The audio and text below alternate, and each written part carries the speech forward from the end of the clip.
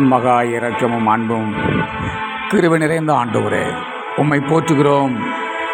எகிப்தியரின் கண்களில் இஸ்ரவேலருக்கு தயவு கிடைக்கச் செய்தவரே உமக்கு ஸ்தோத்திரம். பலத்த கையினாலும் இஸ்ரவேல் மக்களை புறப்படச் செய்தவரே உம்மை போற்றுகிறோம் ஐயா. பகலில் மேக ஸ்தம்பத்தினாலும் இரவில் அக்கினி ஸ்தம்பத்தினாலும் முன் சென்றவரே உம்மை போற்றுகிறோம்.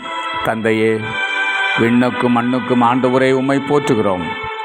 பெரும் சுமை சுமந்து சோர்ந்திருப்போரே, எல்லோரும் என்னிடம் வாருங்கள், நான் உங்களுக்கு இளைப்பாறுதல் தருவேன் என்றவரே உமக்கு ஸ்தோத்திரம். நான் கனிவும் மனத்தாழ்மை உடையவன் என்றவரே, என் நுகத்தை உங்கள் மேல் ஏற்றுக்கொண்டு என்னிடம் கற்றுக்கொள்ளுங்கள், அப்பொழுது உங்கள் உள்ளத்திற்கு இளைப்பாறுதல் கிடைக்கும் என்றவரே உமக்கு ஸ்தோத்திரம். எழுப்புதலின் தேவனே உமக்கு ஸ்தோத்திரம். மரித்தும் இன்னும் பேசிக்கொண்டிருக்கிற வரிசையில் எங்களை நிறுத்தும் ஐயா. இயேசுவே, அபிஷேக தைலத்தால் பற்றி வைக்கப்பட்ட நெருப்பு பொறிகளாய் எங்களை மாற்றும்.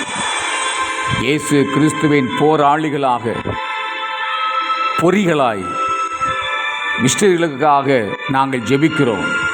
துரைத்தனங்களோடும் அதிகாரங்களோடும் நேருக்கு நேர் மல்யுத்தம் செய்யும் மிஷினரி பெருமக்களுக்கு வெற்றியை தாரும் ஐயா.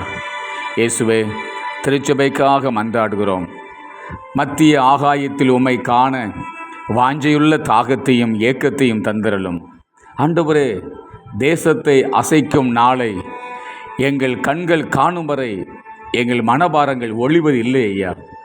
எழுப்புதலை தாரும் ஐயா. ஒழுக்க சீர்கேடுகள், தேசத்தில் ஆவிக்குரிய கொள்ளை நோய்கள், சபையில் பின்மாற்ற சரிவுகள் எங்களை கவலைப்படச் செய்கிறதப்பா. உயிர்ப்பியும் இயேசுவே.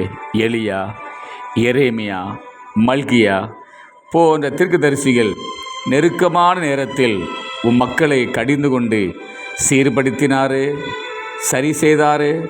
அப்படிப்பட்ட ஊழியர்களை எங்களுக்கு எழுப்பி தாரும். இன்றைய நாள் உமது பிள்ளைகளாக எங்களுக்கு ஆசீர்வாதமாக இருப்பதாக.